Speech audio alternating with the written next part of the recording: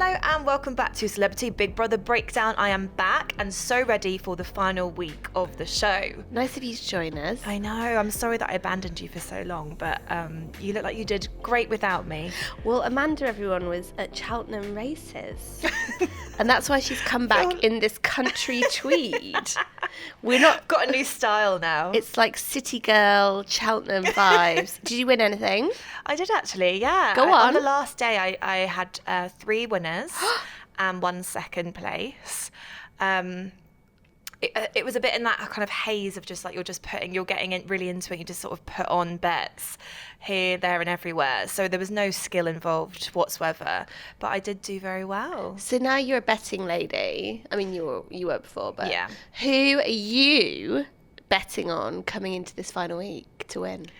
Louis. I just want Louis to be the one that goes all the way. He's been the most entertaining out of everyone. I feel like... And he deserves it. I feel like now the British public are so savvy about voting for these shows. It's not just the nice person that necessarily wins anymore. Yeah. Like, we are all about rewarding who's, the MVP. And I think Louis definitely been the MVP. The only thing I would say as a side note, just in case I do lose this bet, is that I usually do get it wrong, because I think the Celebrity Big Brother audience sometimes goes for a bit of an outsider. Yeah. Look at me with all of my racing twang. I know. No, I think they do. I think they normally go for someone. I'm thinking back to like proper Big Brother days, civilian days, when it was just that really quiet girl. Was it Rachel who won? And she just came out of nowhere and she just sort of sailed through, and then she actually became the winner, and everyone was really shocked. I'm looking just at you blankly someone... because I think that proves the point, yeah, doesn't exactly. it? Yeah, And I think there's just some times where it's just someone so different. Like,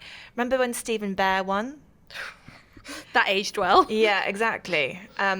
So I think we need to really get behind Louis, guys, because he's been the entertainment. If it hadn't been for him, there wouldn't have been as many funny moments. And also, let's face it, he's the most famous person in there. Yeah, but I do think that David will get a lot of the votes because he's just hysterical. My little notion is Nikita.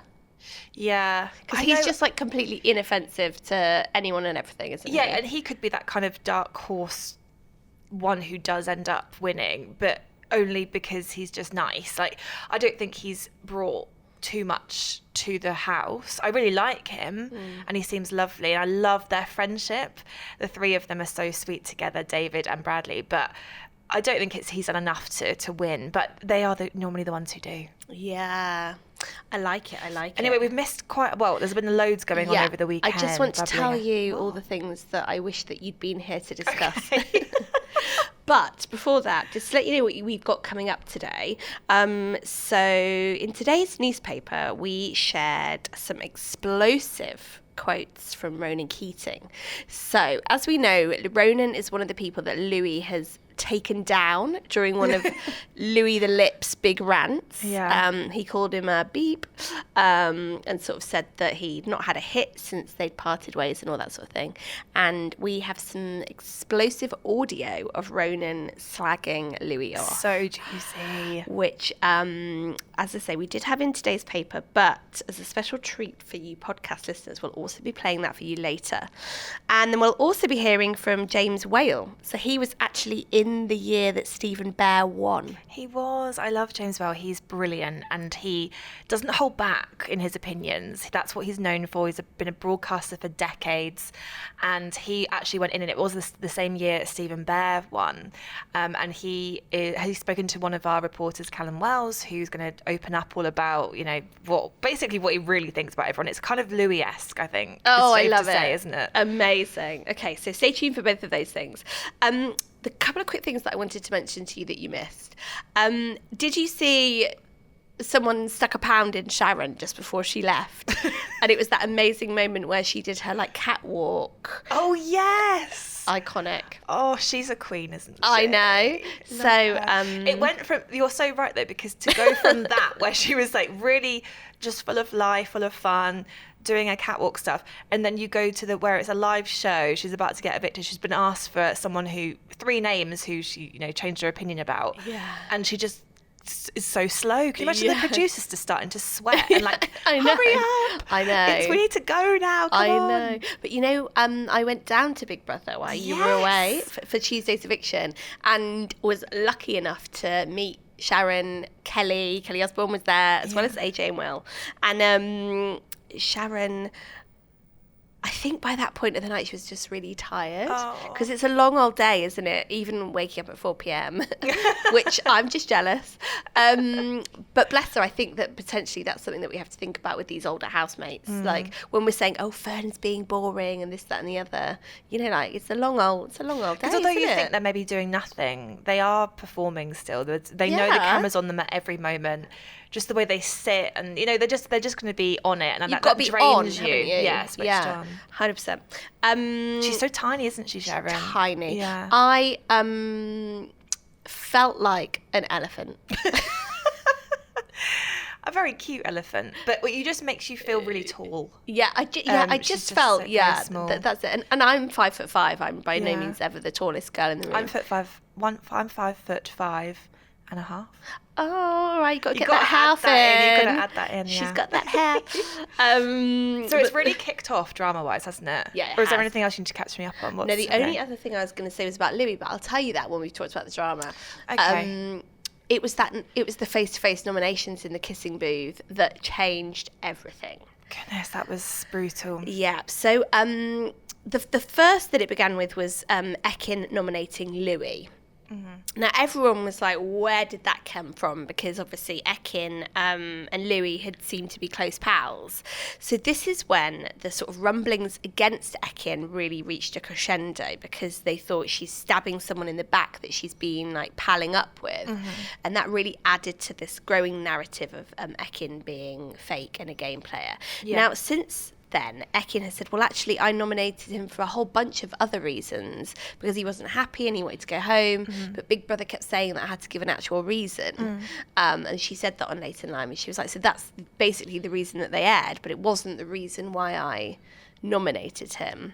Yeah. Now, that's fair. We do know that Big Brother do push people on their reasons. And past housemates have come out and said, oh, my God, nominations take forever, because Big Brother keeps asking you until they're happy with sort of the, you know, what you've said and the content that you've given.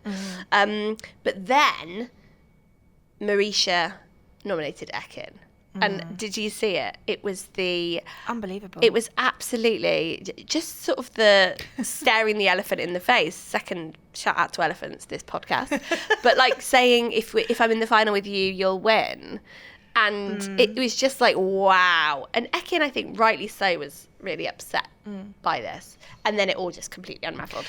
I think rightly so she was upset, but also she has to appreciate that also she nominated Louis, who's a close friend. So there was, you know, it was important to sort of have that as a broader context. I think that wasn't being brought up enough. Yeah. And I don't think that wasn't really hitting home for Ekin. But I also think a huge part of it is about culture, with Marisha being an American, and how differently the games are played out there. You know, she is in it to win it. Yeah, it is brutal. It is about getting to the final. It is about winning. And I think as Brits, we're like just a little bit too soft. Like we do get in there, and you know, it's been 2 weeks and we're best friends, and you know, we are so British about it. We are. Yeah. When I don't think it was actually I don't think it was anything malicious at all from her, but Ekin's reaction, oh my goodness, I really felt for her, because she was truly devastated about it. Yeah, she was. But I think the timing was just unfortunate, because it really felt like she was stealing the thunder of Marisha, who had just found out she'd been nominated for an Olivia Award. Terrible timing, wasn't it? Yeah. So it just became this huge storm of fakery and game playing and things against Ekin, which obviously then led to her leaving the house on Friday night. And I think we can agree it was, you know, it'll go down as one of the evictions and exit interviews that people talk about for a while, because for lots of reasons it all became quite awkward and tense, and AJ and Will, you know, were holding Ekin to account for the viewers, because that's what we want from AJ and Will. But I guess there's many people who are also saying the narrative kind of went a bit far across the line, and certainly there's some people who say that they're thinking about complaining to Ofcom about how it all played out. And yeah, it just became one of those bigger than the house kind of situations in the way it played out. It did. I think it started from when Ekin was sat and she looked absolutely stunning in that red dress, didn't she? And she just looked so shocked to be voted out. So I think for her, it just was so unexpected, and then that added to everything that happened after that, because I just think she was on the back foot from the off. Yeah. And she did not see that kind of narrative about her coming. Like I said about the Louis nomination, she didn't see that at all, like Marisha nominating her. No. There was no common denominator there at all. Yeah. So I think when Ekin came out and got that reception, she feels like the world's against her. And social media does that a lot of the time. And I just really hope she's kind of being looked after. She's looking after herself, because it's a really difficult, I think coming out of the house to all those people within 2 seconds must be so overwhelming. Never mind when you look online and see what's being said about you. Yeah. And she has had a lot of backlash. Yeah. The point about Ofcom, I would say, is that it's weird how everyone kind of gets so angry at Ekin, says all these things, and there's so many comments. But then the moment there's a kind of like change within the narrative, it then goes backlash sort of the other way around. Do you know what I mean? We're always angry either way. Backlash, whiplash, I like to call it. Yeah, no, it really is. And I think that's what, and I think that the difference was because AJ and Will sort of stepped in. So we'll see whether it is just fans, sort of claiming they're going to call Ofcom, or it's something that they're taking really seriously and Ofcom look into it. Yeah. Which will be really interesting. Yeah, it was. But I think it's strange. Like, as hosts, are you meant to be completely neutral, or are you there to give an opinion as well and actually hold people to account? What it can't be is that you just single people out. It's got to be that you're looking at a broad spectrum of, whoever's been horrible, you've got to talk to all of them like that. You've got to ask them all those kind of questions. Yeah. It's tricky. It's just very, very tricky. And it's a live show, and, things can be scripted on an auto cue that then, might not be panning out in that moment. And as you say, like, Ekin certainly was quite blindsided and caught on the hop about it. I think that actually, all being said, everyone dealt with it pretty well. But yeah, tough, tense bit of telly, I think. The latest thing, though, that we've heard is that Ekin-Su was meant to be on ITV's Lorraine breakfast show this morning and pulled out at the last minute. So we don't know, the reasons behind that at the moment, but it's obviously kind of connected. It's another ITV show. She's perhaps just waiting, having a little break and looking after herself, which is what she should be doing. Yeah, definitely, 100%. Oh my goodness, yeah. God. I know. It was just, it took such a turn. And it's funny being away and then like seeing it all play out. I was like, oh my God, I've missed so much within a couple of episodes. And do you know, having been in that late and live studio, it's a lot smaller than it looks on telly. They make it look quite wide and long, but it's not. It's very small. So while on TV it looks like Ekin would have been quite far away from, for example, Leighton and the panel, she would have been really, really close to them. And with all those lights and the cameras, it would have felt like a real amphitheatre in a way. And with that moment, very famously now, where Will asks, is anyone on Ekin's side? And it's like the whole studio audience is silent. In a confined space like that must have been really, really tough for her to take. Yeah. Oh God, it just makes me feel. I know. Thinking about it. I know, and we have to remember the real people. They're not, they're not characters. They are real people that are in there, and it sort of opens up another debate about the risk of going into a show like that, because we have seen it a number of times with other stars going in and it destroying their reputation. But like what I just find still completely wild, and I know a lot of people were saying this online, comparing Ekin to the likes of Roxanne Pallett, Joe O'Meara, all of these like people who went in there and something really bad that they were racist, or God, with Roxanne accusing Ryan Thomas of hurting her and all that kind of thing. Must have been one of the worst things ever. It was awful. And Ekin didn't really.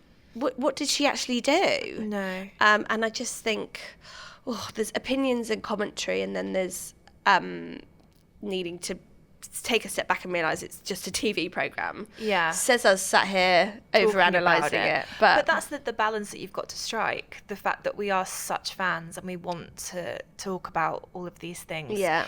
And everyone's allowed an opinion. Does it need to go into abuse and hatred? Absolutely not. Yeah. We're not sitting here. If we've criticised Ekin-Su, it's not that we hate her. You're having an opinion on a produced show that's happened and you've reacted to it. Yeah. I mean, I find that people who go online and say these awful things, you know, they have to have a conscience because she's, you know, she's doing her job. She's in her 20s and she's learning, you know, and I think what Celebrity Big Brother really does is like highlight you and your vulnerabilities. And it is really important to recognise that she's extremely heartbroken. And she's gone in there very fresh out of a massive big TV show in America, splitting up with Davide. And I think we've seen we've just not seen the best of her because she's hurt. She's really, really hurt. And she's there just trying to do her best. Yeah, I completely agree. And I think as well, she's very conscious that Davide would have been on her mind, and she did talk about him a lot, and she like you do with your friends, you sort of start bringing it up and your friends are like, God, right, we need to move on now. And she was doing that a lot just to she's trying to work through it. And you remember in there you've got no phone, no TV, no books, so she's only got her thoughts, and that does drive people wild. What we also know about Davide is that he can be quite reactionary, and that's fine. That's his right to do so. But he is due to be on Chloe Burrow's podcast tomorrow, Tuesday, and presumably he'll be talking about Akin. So that must also be playing on her mind. And I think they're really stirring up a lot of publicity for this podcast because the way that him and Chloe were posting pictures, it was like sparking a little bit of a chemistry between them, and it was a bit romantic. And I thought, is this just, you know, to try and get headlines? But everyone's going to be wanting to watch this, listen to this, because it is going to be the first time that he properly speaks out about it. Do you know what I said last week when you weren't here? I think Ekin-Su, we will be talking about Ekin-Su in 5 years' time, probably 10 years' time. I just think she's one of these people that she's a proper famous person, essentially. She's a real reality star, and she needs to remember that this is all of this, you know, when you come out to it and it's just all craziness, it's because you're one of the most memorable housemates ever, and she needs to try and take it as much of a positive as she can at the moment. This too shall pass. That's the best saying, isn't it? So I want to talk to you about Ronan Keating and Louis. So basically, as I said briefly before, this is one of the many Showbiz fallouts that Louis has dug into during his time in the house. Were you here when Jedward had their moment with Gemma Collins in the hot tub? God, that was iconic, wasn't it? Every second of that. One, it was like, why are they eating a roast dinner? Why then the hot tub? It was a Tuesday night, wasn't it? It was just brilliant. And they were obviously just loving it, and we all got behind them. And it was just interesting to see all of the different reactions from like X Factor people all weighing into everyone the debate. Had their say. But Ronan versus Louis was sort of one of the famous fallouts of the noughties. They were really good friends as well as manager and star. They put Westlife together.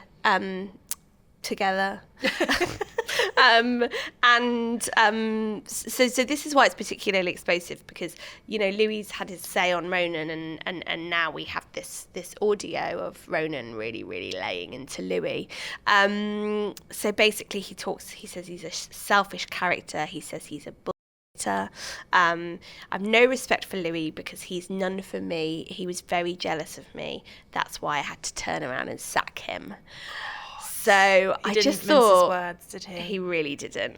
So I just thought I'd treat everyone and share that with you here on the podcast. Do you want to have a listen? Please. I mean, Louis Walsh has been a bit of a over the years, you know. I just want to, you know, listen, I'm grateful to Louis for what he did for me when I joined kind of the boys on and helped us out. But, you know, after that, we kind of made our own success. I was offended because, you know, we were very close. We were very good friends. You know, we put Westlife together, and, you know, we were It was more than just, you know, working together. We were friends, we'd call each other, we'd talk about music, we'd go for dinner, we'd hang out, you know. And I liked his company, and I think he liked mine. And when I said to him a year previous, Louis, you know, you're not managing me. I hear, please look after these things and do this. I'll do it. 6 months later, nothing changed. I said, Louis, come on, you know, this isn't working. I opened in Australia last night, you didn't even know. But So what is the situation with you two now? I don't have any time for the guy, you know. We're a million miles from each other. He hurt me. He really hurt me. Did it? He hurt me, absolutely. You know, and he knows it. I have no time for that. I have no respect for him. Because he has none for me. Because he was jealous. And he was upset that I had to turn around and sack him. Because he wouldn't manage me. I've got one shot at this. He can manage 10 different bands, 20 different bands. I've got one shot at this. Take it. Yeah, Spring. Man. No time for that. Talk to the guy. I haven't seen him. I'm tired from him. You know, shit, man. Don't this. So that's an interview that Ronan gave in 2006. Okay, so he knew that he was in an interview and this is going to be public knowledge. Very much so. So that was an interview done by a man who was wrote a biography on Boyzone, a veteran Showbiz reporter, Rob, Ronan fully consented to that interview. So wow, he didn't hold back on his thoughts, because I think when you listen to it, it sounds as if he's just chatting to a friend and has just, you know, and you just had to get everything off your chest about the fallout, but actually, like, he knew this is going to be out there. And similarly with Louis in the house, he knows that's the first thing that's going to get picked up, is us talking about that fallout. It's really sad, actually, I think, out of that, though, when you've kind of started off something so incredible together and then it's gone so badly. But it's just probably egos getting in the way, perhaps. Maybe. I mean, it must be quite difficult, actually, to just defend Louis. It must be quite difficult managing lots of pop stars. Yeah. He just keeps slagging off pop stars. It was funny last night. That's your job, your life. In the Fairy Tale Challenge, I don't know whether you saw when Big Brother was like, what's the most evil thing you've done, Louis? And he said, inflicting a load of bad pop songs on the British public. Now, I disagree. There were some absolute bangers in Louis' back catalogue. Proper bangers. Just saying. But someone else who has had their say about Louis is James Whale. So, as you said, he chatted with our reporter Callum Wells all about the current housemates, but also his time in the house. He thinks that Louis has a game plan. Which I think is interesting, because you've fallen for it, because you're backing him. I don't think I've fallen for it. I just love that he embraces it and he's actually really open about it. Yeah. You know, he's the only one in there that's actually saying what he genuinely thinks. No, I agree. You know, and pushing it to the absolute limit of, like, you are worried every episode, is he going to be cancelled? And oh my God, I completely agree with you. Like, Louis the absolute. Yeah. I mean, as he said last night, which I loved, they are underestimating me. I am watching. I am Big Brother. Yes. I don't think Big Brother's going to like that, you know. I think that might come back to bite him. Louis, may Big Brother remind you that I am Big Brother. It will be one of those. Shall we hear from James anyway? Yes, let's do. Is Louis in there to be voted out? I can't quite understand what he's in there for, to be honest. He is in there, I know, to be voted out, but Louis is a strange human being, and I think people are beginning to realise that now. Have you ever met Louis Walsh before? I've interviewed Louis a couple of times, yeah. What were your thoughts on him? No, none really. He didn't. He when he was currently working and doing stuff like that, he was. It's all right, Daisy. He was on the money, really. Wasn't letting anything slip at the time, like how much money he made out of. I love what he said about Jedward. We haven't talked about, by the way, the most annoying brat in there. You're not allowed to call people fat now, are you? But he is. And for some reason, he doesn't seem to own any trousers. He's just a pillock. I mean, he just talks nonsense the whole time and then gets all very sort of camp and excited. And when they did the boy band thing, I thought from what he was going to have a fabulous voice and be a great singer. He was useless. Absolutely. You see, I get carried away like this. And that's why they lied to me. They said, just keep quiet in the big house and you'll get voted out. You think you're presenting your show and you go into one, don't you, James? I Yes. but I watch it and I think, what have you ever done? I've never heard of you. You've got really ugly legs. And if you want to prance around in underpants, then fine. But, it just looks like you're trying too hard. He's another one who is absolutely, his life is centered on becoming famous. Brilliant stuff from James. Yes, always good value. Yes, very much so. So what funny bits did you kind of love this week that have just been the kind of moments where you are reminded like they are famous people that are performing? For instance, for me, David with the tears was just incredible. Him, especially like when he got through and he like was saved in the eviction, and he went to the diary room and it was as if he was crying, but then he just shouted, and then he went, yeah, and it was just he does a performance. But then trying to get the tears out, and he was like, I've just not cried in years. And I would love to be friends with David. Yeah, I think he'd be such good value. I think he's been one of the best housemates from like the change from the start, because I think you kind of really got to know him, his sense of humour, the journey. You got to know him, his sense of humour. He seems really sweet. Louis bloody can't stand him. He really can't stand him. He doesn't even pretend to try. But I think that Louis also sees pound signs. He is seeing Chico. He is seeing Wagner. I'm sorry, but they could sing a little bit better than David Potts. No, but can't sing. But Rylan. Yeah. Or love Rylan. Shout out to Rylan. As he says, started off as a joke and I'm still laughing now. Oh, and he's one of the nicest guys in showbiz that you could possibly meet. Exactly. So. And I think that Louis looks at David and is like, you're annoying, but pound signs. So my funny thing that I wanted to tell you about is the opposite of David in every single way. But I just think it has the potential to become the thing that people talk about. Up with David's dead, up with the cat, Fern and her potatoes. And then we had part 2 of Fern and her potatoes last night. It's like a complex three-act saga. So Fern, riveting tale of how she enters gardening competitions. Oh God! Yeah. And they get given a bucket and a potato, and they have to grow it. And I was just like, so, like stressful as well. Are we? It's sort of almost the Big Brother version of watching paint dry. Yeah. But for that reason, was just so British. And I loved that. You know what I mean? Like, you'd never get that on American Big Brother or Greek Big Brother or anything. It's just a woman talking about her lime pickle and her potatoes, and love that for her. And I think those moments are what Fern, how she's winning across the audience, because she's a sensitive soul, isn't she? She cries at the drop of a hat. I knew she'd have no problem in that crying challenge, because she cries every time, but like happy tears most of the time. It's really sweet. And you know, you could tell that she's been through a lot, but she's not actually gone into the ins and outs about her marriage breakdown as yet. I don't know whether she's saving it. Yeah, I don't know. For the last week, but the only thing that we were sort of in the Sun this week talking about the real reason behind the marriage breakdown was because her mum and dad died really close together within the same year, and it just got too much. It kind of just drove her and Phil apart. Yeah. Which is so sad. And like, you know, like when you just start getting a love story in your head that maybe like he's going to come back, he'll be waiting for outside the house. No, we're not having that. And like, not after he fell onto those women's lips. Her best friend. Yeah, exactly. Do you know what I think? I've got a theory about this. Is that she might not talk about it because she hasn't got someone to talk to about it.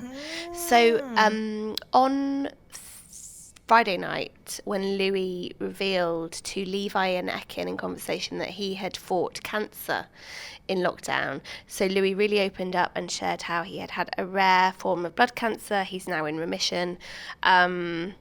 And when we spoke to our sources on Louis' side, just to get a bit more information on that, they told The Sun that Louis, this had been incredibly secret and private, and he hadn't really intended to talk about it. It wasn't something that he'd discussed with his agent or anything. But that his family were all really pleased that he had, because it meant that he had found people that he felt comfortable having that conversation that's with. so lovely. Only Sharon knew in the house. I don't think ITV even necessarily knew. Wow.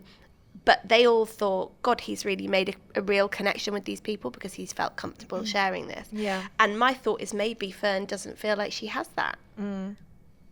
So we might She not get to doesn't. hear those, no. And also, you saw her upset last night about her with Nikita.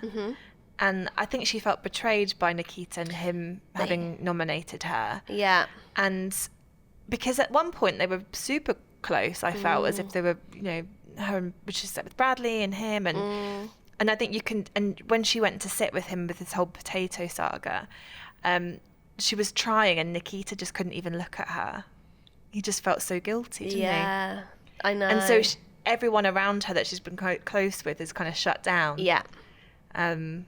Yeah, I feel for her. And but I think that's the way that she's going to get to the final and end up winning, right? The pity vote. Pity vote, yeah. And I say The that pity vote in is a strong. yeah, no, I know. Yeah. I say that as a full sort of thing, but You've just found a pot of gold at the end of the rainbow. That means you've been granted one wish, the biggest wish of all. You must choose one housemate to be evicted today. she has a moment in tonight's show. Would you like to hear? So Big Brother gives her a little platform and calls her to the diary room and gives her a pot of gold. And it's a snake, which she has to put on someone's pillow, and they are evicted from the house. And she is obviously reeling by this, but what she doesn't know is actually it's not them being evicted from the house, it's them having a golden ticket through to the final. So I think she's going to go through a range of emotions, will probably get some tears, but I think that this is could be a real moment for her, where we see a bit more of Fern and what she's thinking about people. Might she give it to Nikita? Oh my God, no. Because he's already up for nomination because he chose to have the killer nomination in the fairy tale challenge. Oh yeah, I wonder whether she can save. Yeah, she probably can't give it to okay, Nikita. fine. I think it will just be Louis. Do you think so? Yeah, I think it will just be Louis, and then they'll be horrified that he's got all the way through to the final. Yeah. But that backfires so badly, Yeah. doesn't it? It's a brilliant twist. But then I have seen a lot of people reacting to it quite negatively. A lot of listeners have been saying, well, hang on a second. This is the next in line of a number of nominations that haven't been the classic A proper nomination. BB nomination that we're used to. And with this means that the producers probably know who Fern's thinking about putting forward. And that twist allows them to make sure that they keep someone in the final that they want to keep in. Fix! It's a fix, Amanda Devlin. Legally, no. Our lawyers are like shouting at us. No, ITV, it's just produced, it's looked after, it's, sculpted. Do you know what I think, though? They're only in there for 3 weeks. It's very difficult to have these, and they want to keep having sort of big moments. So it's quite difficult to find the time for these bread and butter sort of things. But everyone else still gets to nominate normally. Yeah. So there will be some bits and bobs. There's one juicy one, I don't know whether you saw on Late and Live last night. My first nomination is Bradley. He's too happy, he's singing and smiling all the time. He's very nice, but his eye is on the trophy. He wants to win. Louis nominates Bradley. Sweet little Bradley. And he says that he can see what he's up to. Bradley's playing this innocent card, but he's very calculated and he's got his eyes on the prize. No. I mean, even if he good on does, him. like, who cares? Yeah. Do you know, this is one of the chats that I had while you were away, with Trishelle Canatella, who's on the Traitors US with Ekin-Su. And she said, love this from her, I've been on 1 million of these reality shows. She was like, yeah, it is a game. You are literally booked on there to go and play a game. What is so wrong with you all if someone goes on a game and plays a game? Yeah, but it's just the mentality, though. It's the difference. In Brits, we just are really against that. It's as if you've got to be voted for because of your authentic self. But I don't think that... I know everyone says, I wasn't myself in there, but I don't think you're ever completely yourself in that weird environment. it would You can't be. It would be a bit weird if you were your real self. Exactly. So you're never going to be authentic. So I think playing the game and to try and entertain viewers, they're all entertainers in there. It's a bit like that speech that's in Barbie, and she's talking about women, but the version of that would be like, go on this game show but don't play the game. Be funny, but not too funny. Be humble, but also talk about your achievements. Yeah. And it's like, what do we want from these people? Yeah. You know, are we sitting down at 9 o'clock to watch a TV programme? Or should we just go and sit in the local McDonald's and just watch some people? That's what I mean. The reaction is always divided because you can't please everyone, and there's always going to be people who want someone to be held to account, but they don't want it to go too far. And it's always half and half, I think. Yeah. I do not envy these producers because it's a hard job making telly these days, isn't it? I do think it's too short, the series. I'm going to put that out I think there. it needs another week. It needed another week because we've already, I think with the game last night, the challenge last night where they're all dressed up and the split always, that throws people, doesn't it? Someone being rewarded and someone being punished. It always creates so much drama. Yeah. And because they're tired and grumpy, fed up, they want to go home, they're missing home. It just brings the pure brilliance. So watching Louis and Zizi bicker like an old married couple was incredible. Yeah. That, I think if we had an extra week, we would really get that kind of thing, like a little bit more than we have. We've not had any proper big arguments. Big bust-ups, no. Other than Marisha versus Ekin-Su. Yeah. And I think if there was another week that would just push them to the limit a little bit more, we would get the best out of them. Yeah. As in the best of the worst out of them. Yeah. But they don't want, they're done now, aren't they? You can all tell that they're just done. Yeah, I think so. The wheels are definitely coming off. And that's why we need a little bit more. Also, what I'm thinking is like, they're going to have to start really cracking through these celebrities. I feel like we talked about this on Love Island All Stars, but you know what I mean? Like, there's a lot of people in there and a handful of days left. So we've just got one eviction Tuesday night. As far as we know. We don't know if it's double yet. As far as we know. But surely it'd have to be a double. Yeah, I don't know. We're going to find out. We are going to find out, which is really exciting. I can't believe we've only got a few more pods left. I know, sad. We're not going to have time for our big bust up. Yeah, that would happen next week. We need a Louis. Right, let's think about That's why I was away. I haven't been in Cheltenham. You were scripting our bust up. I was just out of the loop. Right, you can be Zizi in a lovely princess outfit. I'll be at the evil troll king. We start with like a low simmering bicker, and then by Friday, we'll go for it. The claws are out. Stay tuned for that. We'll be back tomorrow, 5 p.m. as always, for more Celebrity Big Brother Breakdown with The Sun.